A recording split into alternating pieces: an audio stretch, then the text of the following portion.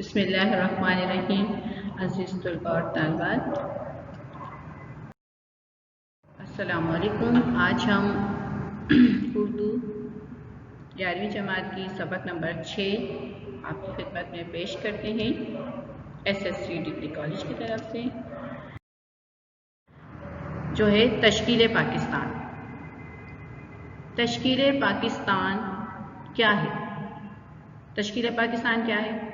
کیا مطلب ہے؟ جب ہمارے سبق کا عنوان تشکیل پاکستان ہے تو ہمیں عنوان کے معنی بھی ضرور سمجھنا چاہیے۔ یعنی ایک قوم یا ایک ملک جب آباد ہو جاتا ہے، اس کو ملک مل جاتا ہے، تو اس کی تشکیل کس طرح کی جاتی ہے، یعنی اس کی نشو و نما اب اس ملک کی کس طرح کی جائے گی، یا اس کے خدوال کو کس طرح سے مرتب کیا جائے گا۔ یعنی تشکیل پاکستان کا مطلب اب پاکستان کی نشو و نما۔ آگے بڑھتے ہیں۔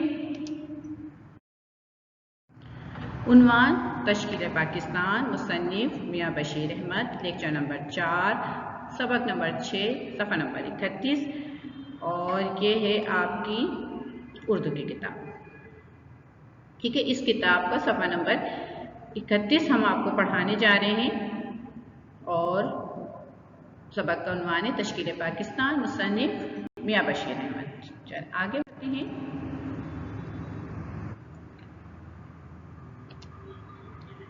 تعارف مصنف۔ اچھا، تعارف مصنف کیوں ضروری ہوتا ہے؟ تعارف مصنف کیوں ضروری ہوتا ہے؟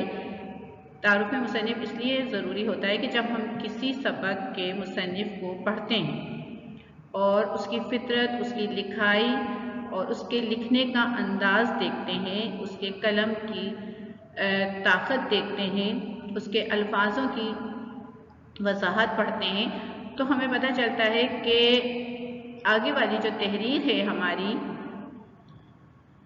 وہ اسی طرح کی لکھی ہوئی ہوگی۔ بہت سے مصنفوں کے ہم نے تعارف پڑھے ہیں، تو جب ہم ان کے بارے میں پڑھتے ہیں تو ہمیں ویسے ہی محسوس ہونے لگتا ہے کہ ان چیزیں جو وہ ان کے مزاج ہوتے ہیں، ان کی نثر کے اندر بھی وہ چیزیں شامل ہوتی ہیں اور نمایاں نظر آ رہی ہوتی ہیں۔ جیسے مرزا غالب ہیں، آپ غالب کو پڑھیں، جب ہم غالب کا تعارف پڑھتے ہیں، حالات زندگی دیکھتے ہیں، تو ہمیں پتہ چل جاتا ہے کہ یہ شخص یا یہ فرد یا یہ شاعر جو ہے، یقیناً اس کی شاعری کے اندر یہ چیزیں موجود ہوں گی۔ جیسے ہم نے میر تقی میر کے بارے میں پڑھا، ان کی ہم نے حالات زندگی دیکھی، کتنے درد و الم میں گزری، تو ہمیں اندازہ ہو گیا کہ یقیناً ان کی شاعری کے اندر درد و غم ہوگا۔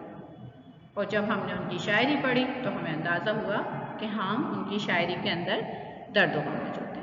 تو اب یہ ہم جس مصنف کا تعارف پڑھنے جا رہے ہیں تو دیکھتے ہیں کہ ان کی تحریریں ان کی طبیعت کے مطابق تھیں، اور جس شخصیت کے بارے میں ہم پڑھنے جا رہے ہیں وہ ہے میاں بشیر احمد۔ یہ ہے میاں بشیر احمد کی تصویر، دیکھیں کتنی پیاری ہے۔ یہ میاں بشیر احمد ہیں، ٹھیک ہے۔ اچھا، یہ جو تھے میاں بشیر احمد، تحریک پاکستان کے ایک خاص ساتھی تھے، رفیق تھے، یہ سر سید احمد خان کے ساتھیوں میں شمار ہوتے ہیں۔ تو ان کے بارے میں ہم پڑھتے ہیں۔ میاں بشیر احمد 12 مارچ 1893 کو لاہور میں پیدا ہوئے۔ کہاں پیدا ہوئے؟ لاہور میں، اور سن کیا تھا؟ 1893، اور مارچ کی 12 تاریخ تھی۔ دوبارہ پڑھتے ہیں تاکہ ہمارے ذہن میں یہ بات رہ جائے۔ میاں بشیر احمد 12 مارچ 1893 کو لاہور میں پیدا ہوئے۔ وہ جسٹس شاہ دین کے فرزند تھے، ٹھیک ہے۔ ان کے والد کا کیا نام تھا؟ شاہ دین، ٹھیک ہے۔ انہوں نے ابتدائی تعلیم سینٹرل ماڈل اسکول لاہور سے حاصل کی۔ کہاں سے حاصل کی؟ لاہور سے حاصل کی تھی، ٹھیک ہے۔ ابتدائی تعلیم کو کہتے ہیں، تو وہ ایک ماڈل اسکول تھا جہاں سے انہوں نے ابتدائی تعلیم حاصل کی۔ اعلیٰ تعلیم کے لیے لندن روانہ ہو گئے، ٹھیک ہے، یعنی مزید اچھی تعلیم حاصل کرنے کے لیے وہ کہاں چلے گئے؟ لندن۔ انہوں نے 1913 میں آکسفورڈ یونیورسٹی سے ایم اے کیا، ٹھیک ہے۔ 1913 میں कौन सी यूनिवर्सिटी से किया? ऑक्सफोर्ड यूनिवर्सिटी से। MA किया और बैरिस्टर की डिग्री हासिल की। बैरिस्टर यानी जज के ओहदे पर फाइज हो गए और 1918 में इस्लामिया कॉलेज के उस्ताद मुकर्रर हुए। ठीक है, 1913 में इस्लामिया कॉलेज के उस्ताद मुकर्रर हुए। ये है मियाँ बशीर अहमद। आगे पढ़ते हैं मियाँ बशीर अहमद के बारे में। अच्छा, ये झंडा नक्शा हमने पाकिस्तान का इसलिए दिखाया है कि आप देख सकें कि पाकिस्तान के लिए ये जो बशीर अहमद हैं, इन्होंने बेइंतहा मेहनत करी थी। उनकी पाकिस्तान के क़याम के लिए जिद्दोजहद की थी, अपनी बहुत ही मौजू तहरीरें लिखी थी, जिसकी वजह से हमें ये पाकिस्तान मिला है। बहुत सारे रहनुमा तहरीक पाकिस्तान में शामिल थे, उनमें मियाँ बशीर अहमद का नाम सर फहरिस्त है। आगे बढ़ते हैं। वो फिक्री और अमली तौर पर एक सच्चे और हकीकत पसंद और इस्लामी तहजीब से मोहब्बत करते थे। अब फिक्री क्या कहते हैं? यानी उन्हें फिक्र करते थे, उनके जो ख्यालात थे, उनकी जो सोच थी, वो एक सच्चे और हकीकत पसंद मुसलमान की थी और इस्लामी तहजीब से मोहब्बत करते थे। यानी इस्लाम के जो कवानीन थे, इस्लामी तौर तरीके से वो मोहब्बत करते थे। उर्दू की तरक्की में बढ़ चढ़ कर हिस्सा लिया। सही, यानी वो जब उर्दू को तरक्की देने में उन्होंने बढ़ चढ़ कर हिस्सा लिया। मियाँ साहब का शुमार इन अदीबों में होता है जिन्होंने अपने कलम के ज़रिए जहाद आज़ादी में सरगर्म हिस्सा लिया। यानी उन्होंने ऐसी अपने कलम के ज़रिए जहाद आज़ादी में हिस्सा लेना। अब इसको हम समझ लें, यानी कलम के ज़रिए किस तरह, यानी उन्होंने ऐसी मौजू तहरीरें लिखी जो कि मुसलमानों के दिल में एक आज़ादी वतन को हासिल करने की सोच और फिक्र बेदार हुई। तो उनकी तहरीरों में एक ज़ोर कलम कह दें अगर हम कि इनकी तहरीरों में ज़ोर कलम पाया जाता है कि वो ऐसी तहरीरें लिखते थे जो कि पाकिस्तान की आज़ादी के लिए या तहरीक पाकिस्तान की आज़ादी के लिए मौजूद थी। उन्होंने नज़रिया पाकिस्तान और पाकिस्तान के एहसास को कलम से तक़वियत दी। यानी उन्होंने नज़रिया पाकिस्तान को और पाकिस्तान के एहसास को बहुत ज़्यादा तक़वियत दी, यानी बहुत अहमियत दी, ताकि पाकिस्तान दुनिया की तरक्की में कदम मिलाकर चल सके, इस्लामी तहजीब और रवायात का इल्म बरदार बन सके। यानी जो मुल्क हम ले रहे हैं आज़ादी के नाम पर, वो इस्लामी तहजीब और इस्लामी रवायात का इल्म बरदार हो। आगे बढ़ते हैं। मियाँ बशीर अहमद की अब हम पैदाइश और दीगर तारुफ भी हम आपके सामने पेश कर देते हैं। मियाँ बशीर अहमद तहरीक पाकिस्तान के मशहूर रहनुमा, यानी कायदे आज़म के साथी थे, कायदे आज़म के रहनुमा थे, शायर थे। इसके अलावा आप अदीब थे। अदीब किसको कहते हैं? जो किताबें लिखते हैं, उनको कहा जाता है अदीब थे। मियाँ बशीर अहमद 29 मार्च 1893 को बागबानपुरा लाहौर में पैदा हुए। इनके वालिद जस्टिस मियाँ शादीन हुमायूं बरसगीर की एक मारूफ इल्मी और अदबी शख्सियत थी। यानी मियाँ बशीर अहमद का ताल्लुक़ किस घराने से था? इल्मी और अदबी इल्मी घराने से था, जहाँ इनके वालिद भी इल्मी और अदबी यानी किताबें लिखा करते थे। अदब से ताल्लुक़ था इनके ख़ानदान का। मियाँ बशीर अहमद ने गवर्नमेंट कॉलेज लाहौर से ग्रेजुएशन करके ऑक्सफोर्ड यूनिवर्सिटी का रुख किया। BA ऑनर्स और बैरिस्ट्री के इम्तिहान पास किए और वतन वापसी के बाद मियाँ बशीर अहमद ने कुछ अरसे से बैरिस्ट्री की और फिर 3 बरस तक इस्लामिया कॉलेज लाहौर में एजाज़ी लेक्चरर रहे। यानी इन्होंने बैरिस्टर के इम्तिहान पास किए, वकालत के इम्तिहान पास किए। वतन वापसी के बाद मियाँ बशीर अहमद ने बैरिस्ट्री की और फिर 3 बरस तक यानी करते रहे। 3 साल तक इन्होंने शोबा अदालत यानी बैरिस्टर के ओहदे पर रहे और फिर उसके बाद उन्होंने इस्लामिया कॉलेज लाहौर में एजाज़ी लेक्चरर रहे, यानी उन्हें लेक्चर देते थे। कौन से कॉलेज में? इस्लामिया कॉलेज लाहौर में।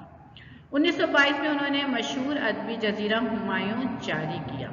ٹھیک ہے، کون سے جزیرہ کیا تھا؟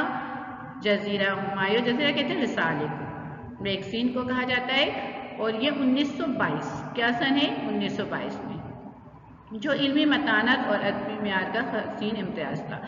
یعنی ان کی جو تحریریں تھیں وہ بڑی مضبوط اور بڑی حسین تھی، اور ان جب کوئی تحریر بڑی مضبوط قلم سے لکھی گئی ہوں، یعنی بڑی سوچ اور سمجھ کے ساتھ لکھی گئی ہوں، تو وہ تحریریں بڑی خوبصورت لگنے لگتی ہیں. یہ رسالہ 35 برس تک جاری رہا، یعنی آپ نے کافی عرصے تک اس کو جاری رکھا، یعنی ہر مہینے یہ جاری ہوتا رہا، اور آپ نے 35 سال تک اس کو جاری رکھا. اس نے اردو زبان، اردو ادب کی گراں قدر خدمت انجام دی. کس کی خدمت انجام دی؟ اردو ادب کی. اس رسالے کے ذریعے کیا ہمیں فائدہ پہنچا کہ ہماری اردو زبان جو ہے وہ ترقی کرنی شروع ہو گئی. میاں بشیر احمد اردو اور مسلم لیگ کے ایک جانثار کارکن ہیں. میاں بشیر احمد جو ہیں وہ اردو اور مسلم لیگ کے ایک جانثار کارکن تھے. یعنی اب اردو اور مسلم لیگ، یعنی اردو زبان سے محبت کرنے والے، اور مسلم لیگ ہم کس کو کہہ رہے ہیں؟ مسلم لیگ ہم کہہ رہے ہیں جو کہ قائد اعظم کی تحریک تھی، یعنی قائد اعظم کے جانثار ساتھی تھے. تو مسلم لیگ سے مراد کس کی تھی؟ یہ مسلم لیگ قائد اعظم کی، اور اس کے کس کے جانثار ہو گئے پھر یہ بھی؟ قائد اعظم کی. ٹھیک ہے، یعنی یہ مسلمانوں کی تحریک تھی جو کہ مسلم لیگ کے نام سے تحریک آزادی کے وقت مشہور ہوئی. ایک جانب وہ پنجاب میں، اچھا یہ دیکھیں، یہ جو ہے یہ میاں بشیر احمد کی تصویر ہے، جو ان کے بزرگی کے دور کی تصویر ہے.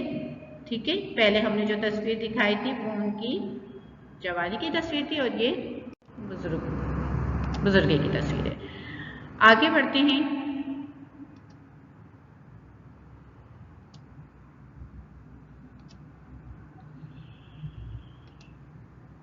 اچھا جی، اب یہ دیکھیں، انجمن پنجاب، انجمن ترقی اردو کو منظم کرتے رہے. یعنی ایک انجمن بنائی گئی تھی جس میں کافی سارے لوگ شریک تھے، تو وہ انجمن ترقی اس کا نام دیا گیا تھا، اور اردو کو انجمن ترقی اردو کو منظم کرتے رہے. کہاں پر؟ پنجاب میں. دوسری جانب مسلم لیگ کو مضبوط بناتے رہے. کون سی جماعت کے لیے انہوں نے بھرپور کام کیا؟ مسلم لیگ کے لیے. تو جب وہ جو کام کر رہے تھے تو وہ کس کو مضبوط بنا رہے تھے؟ مسلم لیگ کو. میاں بشیر احمد ایک اچھے شاعر بھی تھے. دیکھیں دوسری خوبی بھی ہمارے سامنے میاں بشیر احمد کی آ گئی کہ وہ کیا تھے؟ ایک اچھے شاعر بھی تھے. 1940 میں جس تاریخی اجلاس میں قرارداد پاکستان پیش کی گئی، یعنی 1940 میں جس تاریخی اجلاس میں قرارداد پیش کی گئی، اس اجلاس میں ان کی مشہور نظم ملت کا پاسباں ہے محمد علی جناح تمام سامعین میں ایک جوش اور ولولہ پیدا کر دیتا ہے. اچھا جی، یہ دیکھیں، یہ ہے ہمارے پاس، آگے ہم نے اب تصویر دکھائیں گے. 23 مارچ 1940 کا جو اجلاس ہوا تھا، اس کے اجلاس میں بہت سارے رہنما شریک تھے. تو اس اجلاس کی ابتدا میں میاں بشیر احمد نے ایک خوبصورت ملی نغمہ لکھا تھا، جو کہ آج بھی ہم 14 اگست کے موقع پہ سنتے ہیں. ملت کا پاسباں ہے محمد علی جناح. تو یہ تمام لوگوں نے جب سنا 23 مارچ 1940 کے وقت جب قرارداد پاکستان منظور کی جا رہی تھی، تو تمام مسلمانوں میں، تمام وہاں موجود لوگوں میں ایک جوش پیدا ہو گیا. 1941 میں قائد اعظم کی ہدایت پہ وہ پنجاب مسلم اسٹوڈنٹ فیڈریشن کے صدر رہے. کس کے صدر ہو گئے تھے وہ؟ مسلم لیگ اسٹوڈنٹ فیڈریشن کے صدر منتخب ہوئے. 1942 میں انہیں قائد اعظم نے مسلم لیگ کی ورکنگ کمیٹی کا رکن نامزد کیا. اب دیکھیں یہ تمام چیزیں جو ہیں وہ ان کو عہدے دیے جا رہے ہیں. دوسرا عہدہ انہیں کیا دیا تھا 1942 میں؟ 1942 میں قائد اعظم نے مسلم لیگ ورکنگ کمیٹی کا، ٹھیک ہے، ورکنگ کمیٹی کے رکن نامزد کر دیے گئے. یعنی اب جو ورکنگ کس کو کہتے ہیں؟ کام کرنے والی کمیٹی، کام کرنے والے لوگ، ان میں شامل کر دیا گیا. کس کا نام؟ میاں بشیر احمد کا. 1947 تک ان منصب پر فائز رہے. اب کہاں تک؟ دیکھیں 1941 سے انہیں 2 بڑے عہدے ملے، اور یہ 1947 تک اس عہدے پر فائز رہے. 1946 کے عام انتخابات میں وہ مسلم لیگ کے ٹکٹ پر مجلس قانون ساز پنجاب کے رکن بھی منتخب ہے۔ اچھا یہ کہتے ہیں کہ ٹکٹ پہ ٹکٹ کا مطلب یہ کہ انہیں مسلم لیگ کا کارکن تسلیم کر لیا گیا تھا۔ مجلس قانون ساز پنجاب کے رکن منتخب ہو گئے، تو وہ کس کے قانون ساز جو قانون بنایا جا رہا تھا پنجاب کے اندر اس کے رکن منتخب ہوئے، یعنی مسلم لیگ کے جو قوانین بنائے جا رہے تھے اس کے وہ خاص رکن بن گئے، یعنی اس کا ان کو درجہ دیا گیا یا ان کو شامل کیا گیا اس کے اندر۔ اس میں مجلس قانون ساز پنجاب یہ ایک مجلس بنائی جا رہی تھی، یعنی مجلس قانون ساز پنجاب کے نام سے ایک مجلس بنائی جا رہی تھی جس میں میاں بشیر احمد کو رکن منتخب کیا۔ آسان زبان میں نے آپ کو بالکل آسان سا بتا دیا۔ قیام پاکستان کے بعد 1947 میں انہیں ترکی میں پاکستان کا سفیر مقرر کیا گیا، یعنی اب کیا، جب پاکستان قیام پاکستان یعنی پاکستان وجود میں آ چکا ہے، قیام کا مطلب مکمل ہونا یعنی ٹھہر جانا، اب کیا آپ نے قیام کیا۔ قیام پاکستان کے بعد 1949 میں انہیں ترکی میں پاکستان کا سفیر مقرر کیا گیا، یعنی ان کو پاکستان کا نمائندہ قرار کرتے ہوئے ان کو کہاں بھیجا گیا، ترکی میں، اور اس عہدے پر وہ 1952 تک فائز رہے، ٹھیک ہے، یعنی کتنے سال ہو گئے، 3 سال تک وہ اس عہدے پہ فائز رہے، 1952 تک فائز رہے۔ وطن واپسی کے بعد میاں بشیر احمد اردو کی ہر ممکن خدمت انجام دیتے رہے، ٹھیک ہے، جیسے ہم نے شروع میں آپ کو بتایا تھا کہ میاں بشیر کو ایک تو اردو سے بہت محبت تھی اور ایک مسلم لیگ سے بہت محبت تھی، تو ابھی بھی ہم آپ کو یہی بتا رہے ہیں کہ میاں بشیر احمد جو ہے وہ اردو کی ہر ممکن خدمت انجام دیتے رہے۔ وہ پنجاب میں بابائے اردو کے سب سے بڑے رفیق کس کو کہتے ہیں بیٹا، ساتھی کو، یعنی ساتھی شمار ہوئے، اور مددگار یعنی مدد کرنے والے رہے ہمیشہ سے کس کو، اردو زبان کو۔ اور مولوی عبدالحق کو بابائے اردو کا خطاب ہم کس کو دیتے ہیں، مولوی عبدالحق کو، دیکھیں یہ مولوی عبدالحق ہے، ٹھیک ہے۔ اچھا وہ پنجاب میں بابائے اردو کے سب سے بڑے رفیق اور مددگار رہے، انہوں نے چند کتابیں بھی مرتب کی جس میں طلسم زندگی، کارنامہ اسلام اور مسلمانوں کا ماضی حال مستقبل کے نام اہمیت کے حامل ہیں۔ یہ جو ہم نے کتاب کے نام بتائیں یہ آپ کی مشہور کتابیں ہیں، کس کی، میاں بشیر احمد کی۔ 30 مارچ 1971 کو میاں بشیر احمد وفات پا گئے، ٹھیک ہے، یعنی آپ ان کا یہ یاد رکھیں گے 3 مارچ 1971۔ اچھا مجھے ایسا لگا جیسے یہ ڈاٹس ہے، لیکن یہ 3 مارچ 1971 کو میاں بشیر احمد وفات پا گئے، ٹھیک ہے، ان کی تاریخ ہم نے یاد کر لیتے ہیں دوبارہ، 3 مارچ 1971 کو میاں بشیر احمد وفات پا گئے۔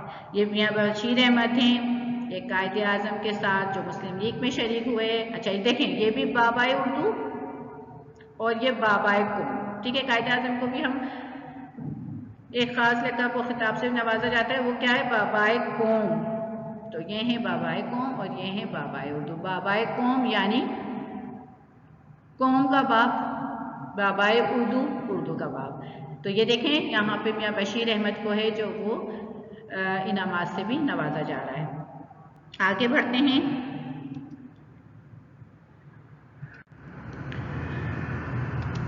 اچھا اقتباس نمبر 1 آ گیا۔ اچھا اس بات کی میں آپ کو وضاحت کرتی چلوں کہ ہمارے سالانہ امتحان میں تشکیل پاکستان سے متعلق اقتباس آتے ہیں، ٹھیک ہے، اور یہ آپ کا سوال نمبر 3 ہوتا ہے، لیکن ہمیں اس کے جو نمبر ملتے ہیں وہ 8 نمبر ملتے ہیں، تو یہ اچھے خاصے نمبر ہوتے ہیں، یہ 8 نمبر ملتے ہیں، جس میں سے 6 نمبر جو ہوتے ہیں وہ تشریح کے ہوتے ہیں اور 2 نمبر آپ کو حوالے کے ملتے ہیں۔ تو ابتدا میں ہم نے آپ کو ان کا تعارف بتا دیا ہے، امید کرتے ہیں آپ کو سمجھ میں آیا ہوگا۔ تو اب ہم بڑھتے ہیں اقتباس کی طرف، چلیں اقتباس کو دیکھتے ہیں۔ اس ناگفتہ حالات میں، یعنی ان بہت برے حالات میں، برے کو کہتے ہیں خراب حالات ہوں، برے حالات ہوں، بیان نہ کر سکتے ہوں، حالات میں ایک دور اندیش ہمدرد ملت، دور اندیش یعنی بہت غور و فکر کرنے والا، دور کی بات کو سمجھ جانے والا، دور کی پریشانیوں آنے والی پریشانیوں کو سمجھنے والا شخص، ہمدرد ملت جو قوم کا رہنما ہو، جو قوم کے لیے درد رکھتا ہو، جو قوم کی تکلیف کو محسوس کرتا ہو، اٹھا، جس نے اپنی مایوس یعنی نا امید اداس رہنے والی قوم، جس کو آگے بڑھنے کی امید نہ ہو، وہ مایوسی کہلاتے ہیں۔ پسماندہ قوم یعنی جو غربت میں ہو گئی تھی، قوم کو امید اور محنت اور ترقی کا زندگی بخش پیغام دیا۔ اب وہ شخصیت یقیناً آپ کے ذہن میں آگے ہوں گے، وہ ہے یہ مرد خدا سر سید احمد خان۔ ٹھیک ہے، یعنی کون تھی وہ شخصیت جس نے قوم کے آنے والی پریشانیوں کا اندازہ لگا لیا تھا؟ برے وقتوں میں مایوس یعنی نا امید ہو چکی تھی قوم، پریشانی میں تھی، غربت کا شکار تھی، تو انہوں نے اس قوم کے لیے کیا دیا؟ ترقی کا ایک پیغام دیا اور زندگی کا پیغام دیا۔ وہ تھے سر سید احمد خان، جن کی جدوجہد کا نتیجہ تھا کہ وہ ملک ہاتھوں سے گیا، ملت کی آنکھیں کھل گئی۔ یعنی سر سید احمد خان کہتے تھے بھلے ہمارا اقتدار چلا گیا، لیکن اس اقتدار نے ہمیں ایک فائدہ پہنچا دیا کہ ہمارے جو لوگ تھے وہ اپنی اہمیت کو سمجھ گئے، وہ آزادی کی نعمت کو سمجھ گئے۔ اگر ہم برے صغیر پر انگریز اقتدار نہیں سنبھالتے اور مسلمان اسی بدحالی میں رہتے تو مسلمان شاید کبھی آزادی کی طرف نہیں بڑھتے۔ لیکن اس کا ایک یہ فائدہ ہوا کہ وہ کہتے ہیں کہ چلو کوئی بات نہیں، اگر ملک ہاتھ سے چلا گیا لیکن ہماری ملت کی آنکھیں کھل گئیں، ہمیں ایک نئے وطن کی آرزو مل گئی، ایک نئے وطن کو حاصل کرنے کی جستجو مل گئی، تو یہ ہمارے لیے زیادہ بہتر ہے۔ اچھا، ہم نے اقتباس جو ہے وہ آپ کو صرف ابھی اقتباس سمجھایا ہے کہ اس اقتباس کے اندر جو بات ہے وہ یہ پوچھی جا رہی ہے۔ ٹھیک ہے، یہ اقتباس کس کے اندر سے لیا جاتا ہے؟ کتاب کے اندر سے ہی کچھ لائنوں کو منتخب کر دیا جاتا ہے اور اس کو ہم اقتباس بنا دیتے ہیں۔ تو جو ہم نے 2 لائنیں پڑھی اس کو ہم نے سمجھ لی۔ اب آ جاتے ہیں ہم حوالہ مصنف کی طرف۔ ٹھیک ہے، اچھا، ہم نے اس طرح سے حوالہ مصنف بھی لکھنا ہے بورڈ کے پیپر میں۔ دیکھیں، یہ مضمون میاں بشیر احمد کا تیار کردہ ہے۔ انہوں نے تحریک پاکستان کے حوالے سے اپنی تحریروں کے ذریعے نظریاتی جذبات کو ابھارا۔ ٹھیک ہے، یہ ہمارا تعارف مصنف ہو گیا۔ آگے بڑھتے ہیں۔ اچھا جی، یہ دیکھیں، یہ تصویر آ گئی ہے سر سید احمد خان کی، جو ہیں قوم کے رہنما، جن کو ہم نے اس وقت کیا نام دیا ہے؟ مرد خدا سر سید احمد خان۔ مصنف نے یعنی میاں بشیر احمد نے اپنی تحریر کے اندر سر سید کو ایک خوبصورت نام سے پکارا ہے۔ آگے بڑھتے ہیں۔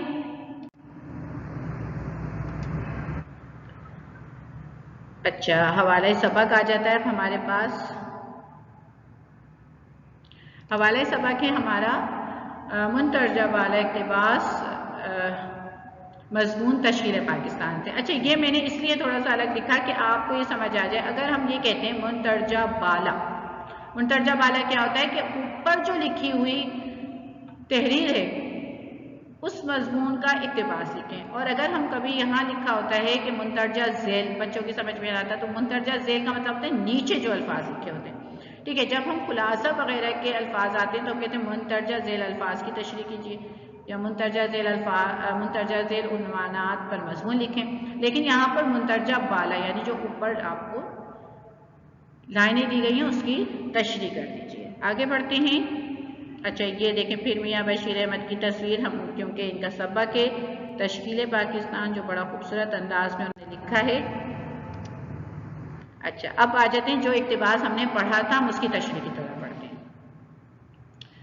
مندرجہ بالا اقتباس میں میاں بشیر احمد نے سر سید کو ہمدرد ملت قرار دیا۔ اچھا، تشریح تو ہمیں تقریباً ایسے ہی لکھنی پڑے گی، لیکن آپ جب یاد کریں گے اور آپ جب سمجھ کے یاد کریں گے اور سمجھ کر لکھیں گے تو آپ کو جلدی سمجھ آ جائے گی۔ تو میں اس تشریح کو آپ کے سامنے وضاحت کرتی جاؤں گی تاکہ آپ کو سمجھ میں آ جائے کہ اس تشریح کا اصل مقصد اور مفہوم کیا ہے۔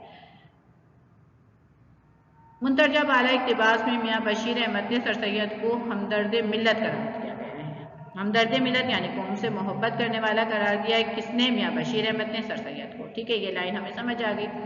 1857 کی جنگ آزادی میں ناکامی کے بعد مسلمان انگریزوں سے شدید نفرت کرنے لگے۔ دیکھیں، اب 1857 وہ وقت ہے جب بہادر شاہ ظفر کی سلطنت جو تھی وہ ختم ہو چکی تھی، انگریزی اقتدار قائم ہو چکا تھا اور مسلمان انگریزوں سے شدید نفرت کرنے لگے تھے۔ اب کیوں کرنے لگے تھے مسلمان انگریزوں سے شدید نفرت؟ کیونکہ انہوں نے ان کے اقتدار کو چھین لیا تھا، سب سے بڑی وجہ یہ تھی۔ اس کے علاوہ انگریزوں نے مسلمانوں کے ساتھ اچھا رویہ اختیار نہیں کر کے رکھا تھا، ان کے ساتھ ظلم و ستم کرتے تھے، یہاں تک کہ جب آپ پاکستان کی تاریخ پڑھیں تو توپوں کے اندر مسلمانوں کو ڈال کے اس توپ کا نشانہ بنایا جاتا تھا، یعنی دھول پھینک دیا جاتا تھا۔ تو یہ اس حد تک وہ مسلمانوں کے ساتھ ظلم کر دیتے۔ چلے یہ ظلم، پھر اس کے ساتھ معاشی ظلم انگریزوں نے بہت زیادہ کیا ہوا تھا، مسلمانوں کو نوکریاں نہیں دی جاتی تھی۔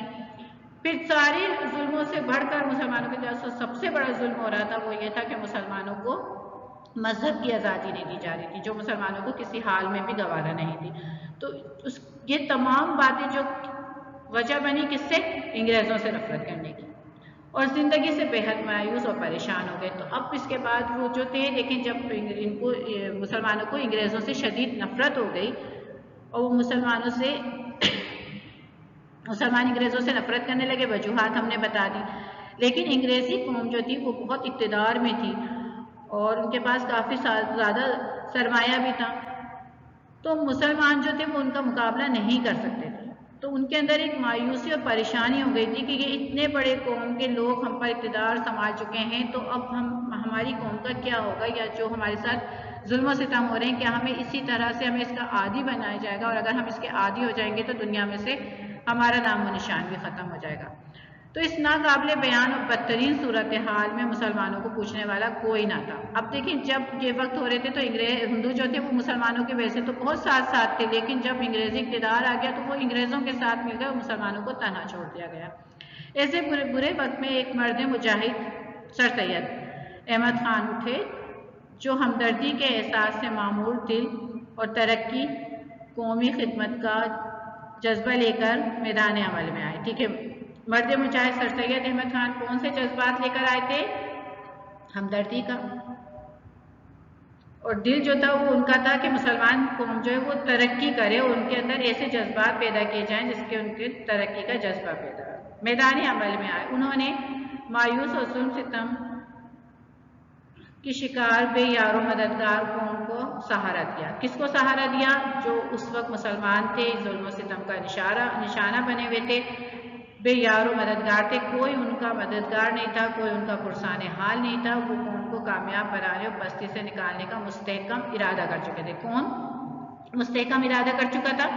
سر سید احمد خان، یعنی سر سید احمد خان جو تھے وہ ایک مضبوط ارادہ کر چکے تھے کہ مجھے اپنی قوم کو اس بدحالی سے نکالنا ہے۔ ان کے ذہن میں کیا آیا کہ مسلمان اس بدحالی سے کیسے نکل سکتے ہیں؟ مسلمان ترقی کا جدید تعلیم کو فروغ دیں کہ جب تک مسلمان جدید تعلیم کو فروغ نہیں دیں گے وہ کسی صورت بھی ادھر سے نہیں نکل سکتے، یعنی کس سے؟ اپنی پریشانیوں سے، اپنی معاشی پریشانیوں سے، پستی سے نہیں نکل سکتے۔ تو انہوں نے مسلمانوں میں تعلیم کا شعور بیدار کرنا ہے، یعنی فروغ دینے کی کوشش کی۔ سر سید کی تمام کوششیں کامیاب ہو گئی۔ ٹھیک ہے، اب یہ خوش قسمتی ہے سر سید احمد کی کہ انہوں نے جو بھی کوشش کری مسلمانوں کو کامیابی سے ہمکنار کرنے کی، اس میں وہ مکمل طور پر کامیاب ہو گئے۔ مسلمان خواب غفلت سے جاگے اور انہیں غلامی اور آزادی کا فرق پتہ چل گیا۔ یعنی جب سر سید احمد خان نے مسلمانوں کو بیدار کرنے کی کوشش کیا کی کہ انہوں نے سب سے پہلے مدرسہ قائم کیا تھا، کون سا؟ علی گڑھ، پھر اس کو مزید درجہ دیا، علی گڑھ کالج بن گیا۔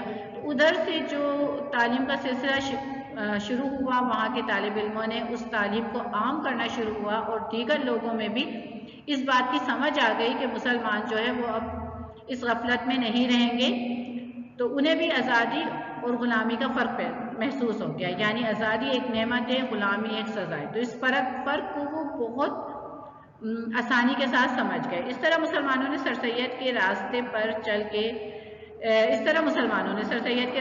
پر چل کے آزادی کی منزل کے لیے جدوجہد اور کامیابی بھی شروع کر دی، یعنی اب وہ آگے بڑھنا شروع ہو گئے مسلمانوں کے ساتھ، اس کی ترقی کے ساتھ، کہ مسلمان جو سر سید کے ساتھ چلنا شروع ہو گئے کہ وہی اب ان کو ترقی سے ہمکنار کرائیں گے، اور سر سید کا پورا ساتھ دینا شروع کر دیا۔ تو یہ تو ابھی ہم نے اقتباس کیا تھا، تشریح اور اقتباس ہم نے سمجھ کے پڑھا تھا. اب ہم ذرا اس تشریح کو زبانی پڑھ لیتے ہیں جیسے کہ لکھی ہوئی ہے. منٹرجہ بارہ اقتباس میں میاں بشیر احمد نے سر سید کو ہمدرد ملت قرار دیا ہے. 1857 کی جنگ آزادی میں ناکامی کے بعد مسلمان انگریزوں سے شدید نفرت کرنے لگے اور زندگی سے بے حد مایوس اور پریشان ہو گئے. تو اس ناقابل بیان اور بدترین صورتحال میں مسلمانوں کو پوچھنے والا کوئی نہیں تھا. ایسے برے وقت میں ایک مرد مجاہد سر سید احمد خان اٹھے جو ہمدردی کے احساس سے معمور دل اور ترقی اور قومی خدمت کا جذبہ لے کر میدان عمل میں آئے. انہوں نے مایوس اور ظلم ستم کی شکار بے یار و مددگار قوم کو سہارا دیا. قوم کو کامیاب بنانے اور بستی سے نکالنے کا مستحکم ارادہ کر لیا. مسلمانوں کی ترقی کا دور جدید تعلیم کے فروغ کو قرار دیا. سر سید کی تمام کوشش کامیاب ہوئی. مسلمان خواب غفلت سے جاگے اور انہیں غلامی آزادی کا فرق پتہ چلا. اس طرح مسلمانوں نے سر سید کے راستے پہ چل کر آزادی کے لیے جدوجہد کی اور کامیاب ہوئے. امید ہے آپ کو آج کا لیکچر سمجھ آیا ہوگا. اقتباس کی بھی وضاحت ہم نے کی کہ اس اقتباس میں آپ سے کیا پوچھا جا رہا ہے. جواب میں ہم نے تشریح لکھی اور امید ہے کہ آپ کو اس تشریح کے اندر سمجھ آ گیا ہوگا کہ ہم کیا جواب دے رہے ہیں اور جو بات ہم سے پوچھی گئی ہے ہم نے مکمل طور پہ اس کی وضاحت بھی کی ہے. تو اس کے ساتھ ہی آج کا لیکچر ختم ہوتا ہے. اپنا بہت خیال رکھیے گا. اللہ حافظ.